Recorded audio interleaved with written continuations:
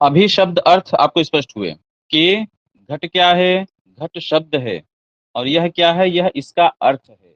राम शब्द है, राम जिसे कहते हैं, जिसे हम राम कह के पुकारते हैं, वह क्या है, उसका अर्थ है।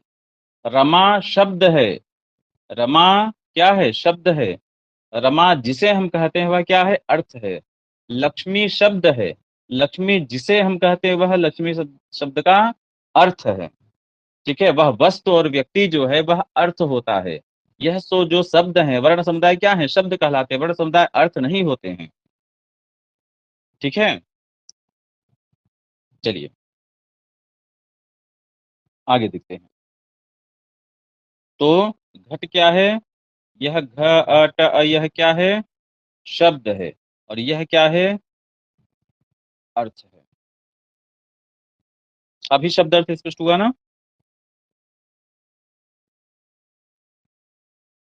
जी। चलिए, अब इंद्रिय और अर्थ का सन्निकर्ष। इंद्रिय और अर्थ का सन्निकर्ष, इंद्रिय हमारी ज्ञान, यहाँ पर इंद्रिय से हमें ज्ञान इंद्रिया लेना है। इंद्रिय से हमें क्या लेना है, ज्ञान इंद्रिय। तो ज्ञान इंद्रिया हमारी कितनी है, ज्ञान इंद्रिया हमारी 5 हैं, पंच। ठीक, तो उन ज्ञान इंद्रियों का अर्थ से सन्निकर्ष, अर्थ से मिलन, अर्थ से उनका संयोग, समवाय, जो भी सन्निकर्ष हो वह होना, वह इंद्रियार्थ सन्निकर्ष हुआ। इंद्रिय, देखिए, इंद्रिय और अर्थ। ठीक, अब देखिए यह घट है,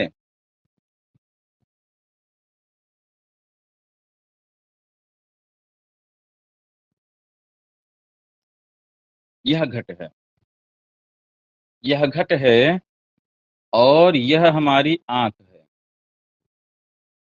यह हमारी क्या है, आंख है। अब इस आंख के द्वारा, ठीक, अब इस आंख के द्वारा हमें देखना है। यह है हमारी क्या है, इंद्रिय है, और यह क्या है, अर्थ है। अब इंद्रिय और अर्थ का क्या सन्निकर्ष होगा, हमारी जो चक्षुर इंद्रिय है उस चक्षुर इंद्रिय का घट से क्या सन्निकर्ष होगा। तो चक्षु क्या है, द्रव्य है, और घट भी द्रव्य है।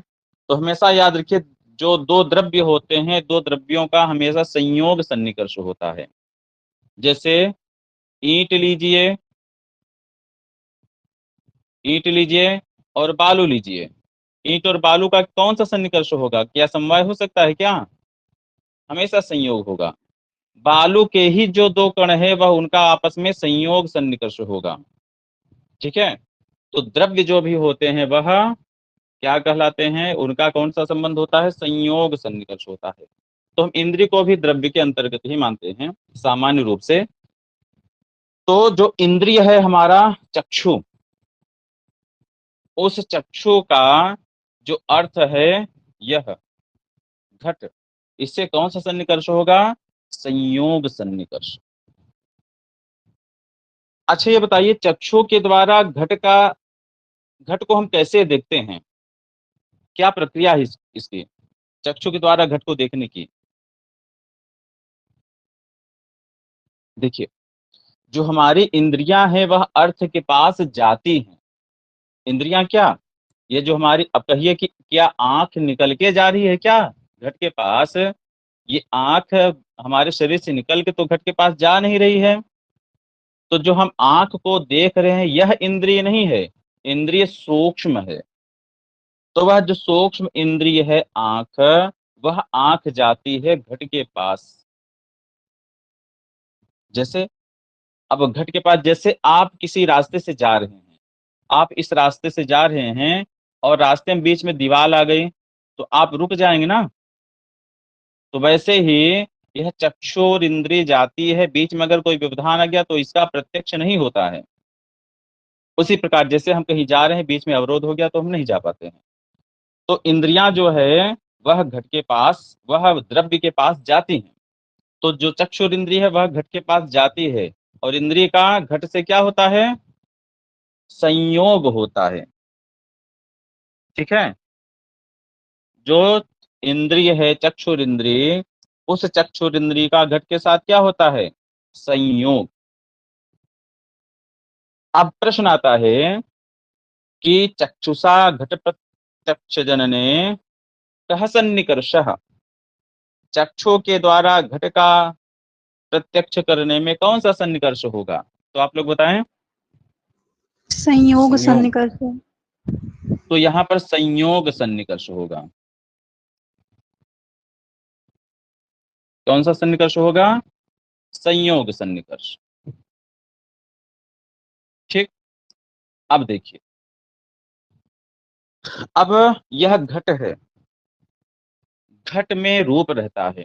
घट क्या है? द्रव्य है। रूप क्या है? गुण है। ये बताइए, द्रव्य में गुण किस संबंध से रहता है? संबंध दो प्रकार के होते हैं, तर्क भाषा में आप सब पढ़ेंगे।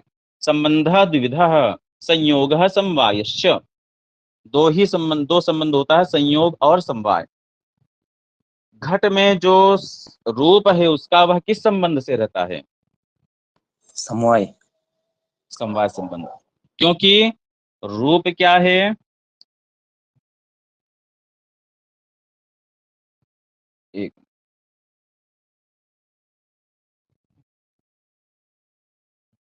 रूप क्या है? गुण। और ये घट क्या है? गुणी। गुण और गुणी में कौन सा संबंध होता है? समवाय संबंध। ठीक है। तो गुण और गुणी में कौन सा संबंध हुआ? समवाय संबंध। तो घट में रहने वाला जो रूप, रूप क्या? घट पीला है, जो घड़ा है वह पीला है। घट को रंग दिए तो लाल हो गया, घट नीला हो गया, घड़ा काला हो गया। यह सब क्या है? काला, नीला, पीला, हरा, गुलाबी इत्यादि क्या है? यह घट के रूप हैं। अब घट से हमारा संयोग सन्निकर्ष होता है, लेकिन घट में रहने वाला जो रूप है वह कैसे हुआ? वह समवाय संबंध से है। तो एक नियम है कि हमारा जिससे संबंध है उससे संबंधित किसी व्यक्ति के पास जाने के पहले हम उससे मिलते हैं। जैसे उदाहरण के लिए राम है, राम का मित्र है श्याम। अब राम को कुछ कार्य हुआ, विशेष कार्य, वह श्याम के किसी, मान लीजिए मामा जी से करनी है। ठीक है। राम का जो कार्य है वह श्याम के मामा जी से हो सकता है। तो अब बताइए, क्या राम सीधे श्याम के मामा जी के पास जाएगा? क्या नहीं, करेगा राम? तो शाम कैसे के करेगा? पास। अब पहले राम श्याम के पास जाएगा, फिर श्याम के साथ वह मामा के पास जाएगा। ठीक है। अथवा अगर मामा के पास जाता भी है तो वह श्याम के संबंध को लेकर के जाएगा। ये बताइए कि राम श्याम के नाम के बिना, श्याम के संबंध के बिना उसके मामा से कोई काम करवा सकता है क्या? नहीं करवा सकता है। ठीक है। तो मामा का संबंध है किससे? श्याम से। अब राम को उसके मामा के पास आना है, तो राम पहले श्याम के पास जाएगा और फिर श्याम को लेकर के अथवा श्याम का रेफरेंस लेकर के कि जाओ बता देना मैं श्याम का मित्र हूं, तो तब मामा के पास आएगा, तब उसका वह कार्य होगा। ठीक, इतना स्पष्ट है। अब देखिए यहां पर हम देखते हैं, अब जो हमारा चक्षु है, चक्षुरिंद्रिय है, उसको रूप का ग्रहण करना है। चक्षुरिंद्रिय को किसका ग्रहण करना है? रूप का। तो अब देखिए यह है हमारा चक्षु, यह है हमारा क्या? चक्षु। अब चक्षु गया है किसके पास? पहले घट के पास। घट से इसका सन्निकर्ष हुआ। कौन सा सन्निकर्ष? संयोग सन्निकर्ष। संयोग सन्निकर्ष। अब घट में रहता है क्या? घट का रूप। यह किस संबंध से है? समवाय। समवाय संबंध से। ठीक, देखिए दूसरे पेज में हम इसको समझते हैं। जैसे राम का मित्र कौन है? श्याम। और श्याम के मामा हैं मोहन, कह दीजिए। मोहन क्या है? इसके मामा है। अब राम श्याम का मित्र है, श्याम के पास जाएगा। अब ये बताइए, राम मोहन को क्या कहेगा? राम मोहन को कुछ कह के पुकारेगा ना, क्या संबोधित करेगा मोहन को? मित्र। अरे भाई, राम श्याम का मित्र है तो मामा ही तो कहेंगे। श्याम के मामा है मोहन, तो हमारे मित्र का हमारे मित्र के मामा हमारे भी मामा हुए ना, मामा बोलेगा। जी भैया। ठीक, अब देखिए मजे की बात। अब यहाँ पर हमारा है चक्षु।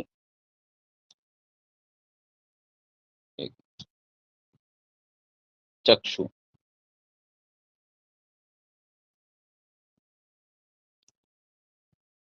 अब चक्षु का संयोग सन्निकर्ष हुआ किससे? घट से। घट का ज्ञान उसे हुआ, घट से उसका संबंध हो गया। कौन सा संबंध? संयोग संबंध। अब चक्षु को आना है किसके पास? रूप के पास। तो चक्षु क्या सीधे रूप के पास आ सकता है क्या? नहीं आ सकता है। ठीक है, क्योंकि रूप किस में रह रहा है? घट में रह रहा है। किस संबंध से?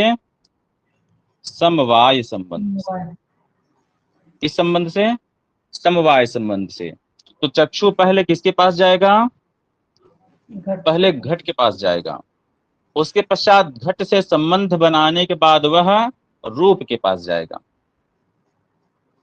अब देखिए, जैसे हम दो व्यक्ति का विवाह होता है, तो विवाह के पश्चात दोनों क्या हो जाते हैं? विवाहित हो जाते हैं ना दोनों। विवाह के बाद दोनों क्या हो गए? विवाहित हो गए। जो कार्य हो जाता है उसमें अक्ता प्रत्यय लगा देते हैं। ठीक है, विवाह होने के बाद दोनों क्या हो गए? विवाहित हो गए। वैसे ही जब दो द्रव्यों में संयोग होता है, दो द्रव्यों में क्या होता है? संयोग होता है। तो संयोग होने के बाद दोनों क्या हो गए? संयुक्त हो गए ना जी। जैसे विवाह होने के बाद जिन दो के मध्य में विवाह हुआ, दोनों क्या हो गए? विवाहित हो गए। वैसे दो द्रव्य जो हैं, जिन दो द्रव्यों के बीच में संयोग हुआ, विवाह संबंध, वैसे विवाहित हो गए। वैसे ही दोनों दो द्रव्यों के बीच में जब संयोग संबंध हुआ तो दोनों क्या हो गए? संयुक्त हो गए। इतना स्पष्ट है? जैसे राम मित्रता, मित्रता होने के बाद दोनों क्या हो जाते हैं? मित्र हो जाते हैं। मित्रता होने के बाद दोनों मित्र हुए। विवाह होने के बाद दोनों विवाहित हुए। वैसे संयोग होने के बाद दोनों क्या हो गए? संयुक्त हो गए। ठीक है, देखिए अब वैसे ही चक्षु घट के पास जाएगा, घट से संबंध हो गया। तो चक्षु का घट से संबंध होने के बाद कौन सा संबंध हुआ दोनों के मध्य में? संयोग। तो संयोग संबंध होने के बाद दोनों क्या हो गए? चक्षु और घट क्या हो गए? दोनों संयुक्त। संयुक्त हो गए। अब बताइए, जैसे राम मोहन को किस दृष्टि से देख रहा है? मामा की दृष्टि से। राम मोहन को क्या बुलाएगा? मामा। ठीक, वैसे ही चक्षु अब रूप को किस दृष्टि से देखेगा? संयुक्त समवाय। समवाय। ठीक, अभी स्पष्ट हुआ? जी। चक्षु का घट से संयोग हुआ, दोनों संयुक्त हो गए। फिर अब चक्षु रूप के पास जाएगा समवाय संबंध से। तो चक्षु के द्वारा जो घट में रूप है, उस रूप का प्रत्यक्ष किस सन्निकर्ष से होगा? संयोग किस किस समवाय सन्निकर्ष? संयुक्त समवाय संबंध से। किस सन्निकर्ष से होगा? संयुक्त समवाय। संयुक्त समवाय। इतना स्पष्ट है? जहां कहीं परेशानी होगी, शंका हो, तुरंत पूछ लीजिएगा। इतना स्पष्ट है ना सबको? जी सर। जी भैया। चलिए अब आगे हम चलते हैं। अब देखिए, जैसे विवाह होने के बाद दोनों क्या हो गए? विवाहित हो गए। संयोग होने के बाद दोनों क्या हो गए? संयुक्त हो गए। वैसे ही समवाय भी क्या है? संबंध है। समवाय क्या है? संबंध है। समवाय संबंध होने के बाद दोनों क्या हो जाएंगे? समवेत हो जाएंगे। ठीक है? विवाह होने के बाद दोनों विवाहित, संयोग होने के बाद दोनों संयुक्त, वैसे ही समवाय होने के बाद दोनों क्या हो गए? समवेत हो गए। इतना हो गया। अब देखिए, अब जो चक्षु है, चक्षुर इंद्रिय है, चक्षु चक्षु गया घट के पास। घट से कौन सा संबंध हुआ उसका? संयोग सन्निकर्ष के द्वारा उसके पास गया। ठीक। अब उसे आगे जाना है, तो आगे जाने के लिए उसको क्या होना? दोनों को साथ में जाएंगे। तो चक्षु और घट दोनों साथ में किस संबंध से किस कैसे होके जाएंगे? संयुक्त होकर के जाएंगे। जैसे पति पत्नी दोनों जाते हैं तो क्या कहते हैं? दोनों विवाहित हैं, तो विवाहित होके जाते। वैसे चक्षु और घट है, अगर आगे किसी अन्य के पास जाएंगे तो विवाहित इस संबोधन को साथ में लेकर के जाएंगे। अब घट के बाद आया घट में रहने वाला जो रूप है, वह कैसे है? समवाय संबंध से। तो चक्षु घट के साथ क्या हुआ? संयुक्त हुआ। उसे जाना है किसके पास? रूप के पास।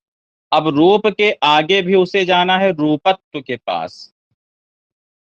रूप में रूपत्व किस संबंध से होता है? समवाय संबंध। समवाय। ठीक।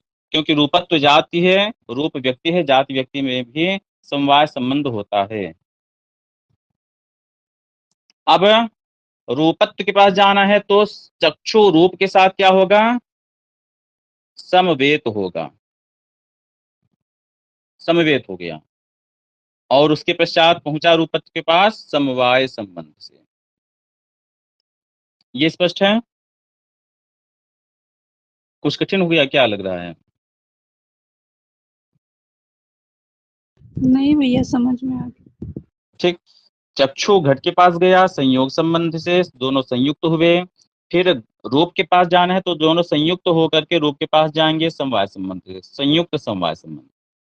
फिर जब रूप से रूपत्व के पास जाना है, वहां भी समवाय संबंध है, तो रूप के साथ चक्षु क्या होगा? समवेत हो जाएगा। अब समवेत होकर के वह रूपत्व के पास जाएगा, तो संयुक्त समवेत समवाय सन्निकर्ष। अब बताइए, चक्षु के द्वारा जो रूप का ग्रहण है वह किस संबंध से होगा? संयुक्त समवेत समवाय संबंध। संयुक्त समवेत समवाय संबंध से। इतना स्पष्ट हो गया आप लोगों को? चलिए अब पूछते हैं। ये बताइए, जैसे हमारा चक्षु है, चक्षु के द्वारा जो घट है, घट का प्रत्यक्ष किस सन्निकर्ष से होता है? संयोग। संयोग। संयोग। घट में रहने वाला जो रूप है, उस रूप का प्रत्यक्ष चक्षु के द्वारा किस सन्निकर्ष से होता है? समवाय। संयुक्त समवाय। घट के साथ संबंधित रहेगा, वो घट को छोड़ेगा नहीं। ठीक। तो क्या होगा? संयुक्त समवाय सन्निकर्ष। अब रूप के बाद वह रूपत्व के पास आएगा। अब रूपत्व का जो ग्रहण है प्रत्यक्ष है, वह किस संबंध, किस सन्निकर्ष से करेगा? संयुक्त समवेत समवाय। हाँ, चक्षु घट के पास जाएगा, संयुक्त होगा। रूपत्व के पास आएगा, समवेत होगा। फिर रूप के पास आएगा, समवेत होगा। फिर रूपत्व, समवाय। तो संयुक्त समवेत समवाय सन्निकर्ष। स्पष्ट है? जी। यहाँ पर संयोग, यहाँ पर समवाय, यहाँ पर समवाय। अगर आगे जाना है तो पीछे वाले को अक्तर प्रत्यय कर देंगे, ये ध्यान रखना है। इतना सबको स्पष्ट हो गया ना? चलिए, अब रूप के स्थान पर प्रश्न में हमें लाल भी कह सकता है कि घट का जो रक्त वर्ण है उसका प्रत्यक्ष कैसे होगा। तो वहां पर भी हमें रक्त वर्ण क्या है? घट का रूप है। ठीक है, तो ऐसे हमें देखना है। अब आगे आता है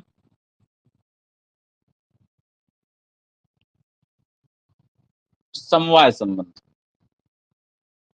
देखिए, ये बताइए, आकाश से आप क्या समझते हैं? आकाश, आकाश किसे कहते हैं? जिसका शब्द गुण है। जिसका शब्द गुण है। ठीक है, जिसका शब्द गुण है ये तो सामान्य। अगर हम जैसे मिट्टी हम देखते हैं, जल हम देखते हैं, वैसे आकाश, क्या हम देख सकते हैं आकाश को? नहीं सर। नहीं। देखिए, आकाश किसे कहते हैं? जो खाली स्थान है वही क्या है? आकाश है। इसीलिए इंग्लिश में आकाश के लिए स्पेस शब्द बनाया गया है। स्पेस, स्पेस सुना है ना आपने? स्पेस, जी भैया। स्पेस माने क्या होता है? रिक्त खाली स्थान। स्थान, खाली स्थान। रिक्त स्थान। जब आप कंप्यूटर के कीबोर्ड को देखेंगे तो उसमें एक बड़ा सा की होता है स्पेस। स्पेस मतलब खाली स्थान, रिक्त स्थान। ठीक है, तो जो भी रिक्त स्थान है इस ब्रह्मांड में, सब कुछ क्या है? आकाश है। इसीलिए घट के अंदर रहने वाला जो रिक्त स्थान है वह क्या है? घटाकाश। ठीक है, घट के अंदर रहने वाला आकाश घटाकाश, उससे जुड़ जाता है आकाश। तो वृक्ष के अंदर अंतर्गत रहने वाला वृक्षाकाश, वनाकाश। ठीक है, देहाकाश। तो वैसे ही आकाश क्या है? जहां भी रिक्त स्थान है वह रिक्त स्थान क्या कहलाता है? आकाश। आकाश। ठीक है, जल वायु इत्यादि से रिक्त जो है, जहां पर कुछ नहीं है, न जल है, न पृथ्वी है, न वायु है। जो वायु है, वायु आकाश में ही विचरण करता है ना।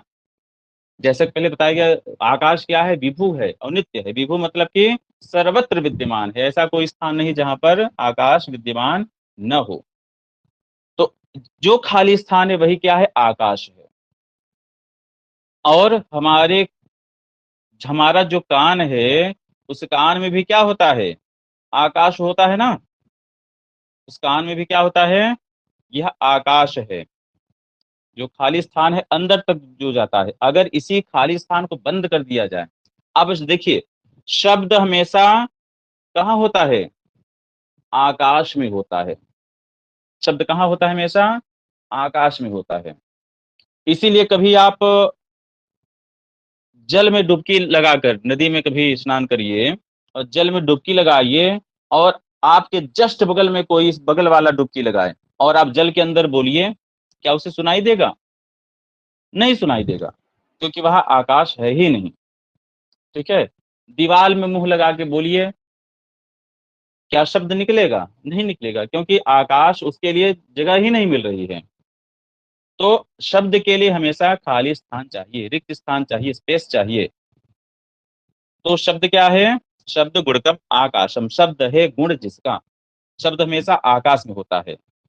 तो ये बताइए, जो कर्ण हमारी श्रोतेंद्रिय है वह कैसी है? वह आकाशात्मिका है। जो खाली स्थान, जो रिक्त स्थान है, वही, उसके बिना कर्णेंद्रिय नहीं हो सकता है। तो कर्णेंद्रिय हमारा क्या है? आकाश को ही अपना कर्णेंद्रिय मानिए, ठीक, श्रोतेंद्रिय। तो यह गुण हो गया, गुणी। शब्द क्या है? शब्द गुण है। शब्द क्या है? गुण है। और आकाश क्या है? गुणी है। गुण अस्य अस्तीति गुणी, गुण है जिसका। तो शब्द गुण है आकाश का, तो शब्द हुआ गुण, आकाश हुआ गुणी। तो गुण और गुणी में कौन सा संबंध होता है? समवाय संबंध। तो हमने बताया कि जो हमारी श्रोतेंद्रिय है वह भी आकाशात्मिका ही है, आकाशात्मक है। तो अब श्रोत्र के द्वारा जब हम शब्द का साक्षात्कार करेंगे तो किस संबंध से करेंगे? समवाय संबंध। समवाय संबंध से, ठीक है। तो हमारा यह श्रोत्र हुआ। श्रोत्र के बाद आया हमारा शब्द। अब शब्द का साक्षात्कार हम कैसे करेंगे? समवाय संबंध से। अब शब्द में रहता है शब्दत्व। शब्दत्व जाति शब्द में किस संबंध से रहेगी? समवाय समवाय। समवाय संबंध से। अब देखिए, अब श्रोत के द्वारा शब्द का साक्षात्कार किस सन्निकर्ष से होगा? समवाय सन्निकर्ष से। अब श्रोत्र शब्द के पास आएगा तो शब्द के साथ शब्द और श्रोत्र दोनों क्या हो जाएंगे? दोनों समवेत समवेत हो जाएंगे। अब दोनों समवेत होकर के शब्दत्व के पास आएंगे। तो शब्दत्व के पास किस संबंध से आएंगे? समवाय संबंध से। जैसे राम और श्याम दोनों मोहन के पास मामा और भांजे के संबंध से आए थे, वैसे ही श्रोत्र शब्द के साथ समवेत होगा, उसके पास शब्दत्व के पास समवाय संबंध से आएंगे। तो बताइए, श्रोत्र के द्वारा शब्द का साक्षात्कार किस संबंध से? समवेत समवाय। हाँ, श्रोत्र के द्वारा शब्द का साक्षात्कार समवाय संबंध। समवाय संबंध से। और श्रोत्र के द्वारा शब्दत्व का साक्षात्कार समवेत समवाय। समवेत समवाय संबंध से। इतना स्पष्ट हो गया। अब देखिए, विशेषण विशेष्य भाव। अभाव जो होता है, अभाव का प्रत्यक्ष हमेशा हम विशेषण विशेष्य भाव से करते हैं। कैसे? अभाव कहीं पर होगा, अभाव के लिए कोई स्थान चाहिए ना। अभाव के लिए कोई स्थान, यहाँ पर घट का अभाव है, जो यहाँ पर क में ख का अभाव है, ग में घ का अभाव है। तो जैसे यह पृथ्वी है, यह पृथ्वी है, यहाँ पर घट था वह फूट गया। अब यहाँ पर घट का क्या हो गया? अभाव हो गया। वह अभाव कहाँ पर है? वह अभाव कहाँ पर है? इस पृथ्वी पर अभाव हो गया ना जी। तो दोनों में क्या, कौन सा संबंध होगा? विशेषण विशेष्य। दोनों में कौन सा संबंध होगा? विशेषण विशेष से संबंध होगा। अभाव किस पर है? पृथ्वी पर है। दोनों का विशेषण विशेष संबंध होगा। तो अभाव का प्रत्यक्ष हमेशा किस सन्निकर्ष के द्वारा होता है? विशेषण विशेष्य भाव सन्निकर्ष से। विशेषण विशेष्य भाव सन्निकर्ष से। इतना स्पष्ट है? अब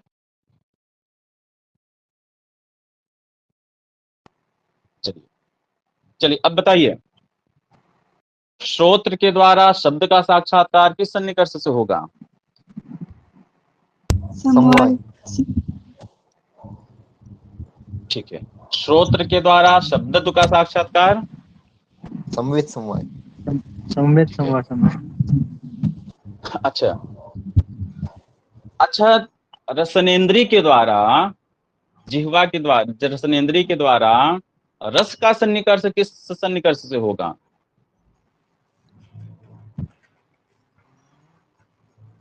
विशेष प्रश्न आपके लिए यूजीसी में पूछ सकता है। हमारी है रसनेन्द्रिय, संयोग संबंध। रसनेन्द्रिय के द्वारा संयोग संबंध, बिल्कुल। और रसत्व का साक्षात्कार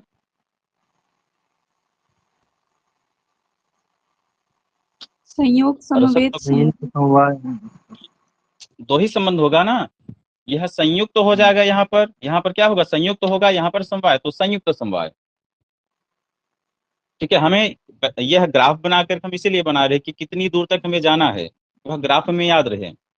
तो दो ही संबंध बन रहे हैं, रसनेन्द्रिय का रस से संयोग हुआ और रसत्व तक जाना है, तो रसनेन्द्रिय रस से क्या हुआ, संयुक्त हो गया, तो संयुक्त समवाय संबंध। ठीक है, ऐसा। ये बताइए कि त्वगिंद्री के द्वारा गर्म गर्म वायु का ग्रहण किस संबंध से होगा, किस सन्निकर्ष से, संयोग सन्निकर्ष। संयोग सन्निकर्ष से। ठीक है, इस प्रकार से। चलिए, बहुत अच्छा।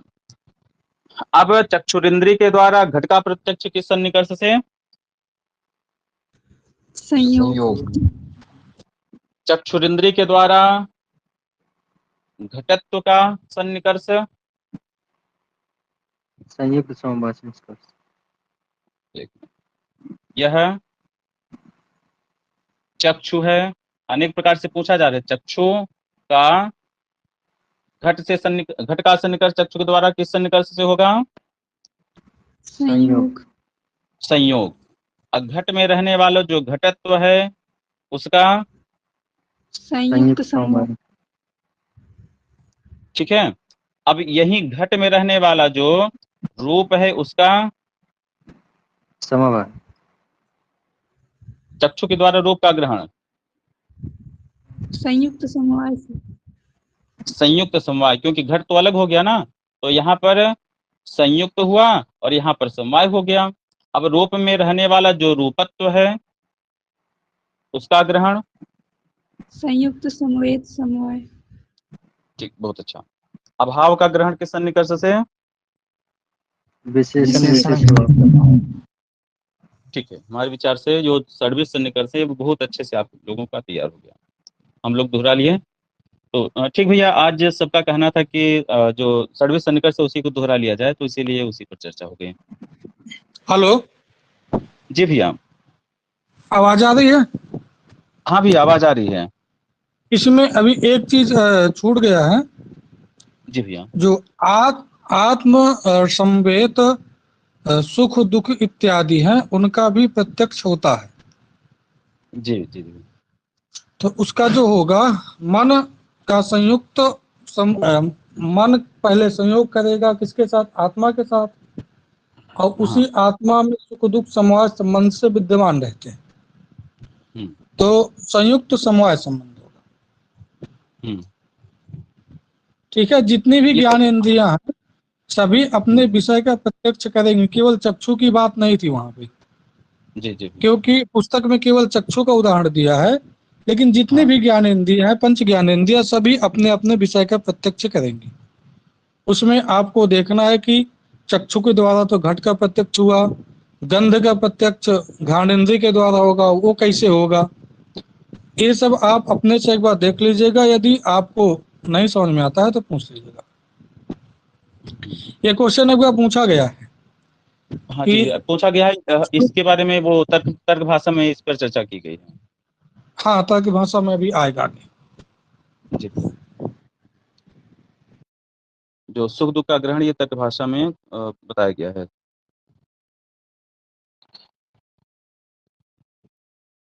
तो ठीक भैया, यहीं पर पूर्ण करें इस कक्षा को। जी। हाँ ठीक, किसी का कोई प्रश्न तो नहीं अभी? चलिए ठीक, फिर इस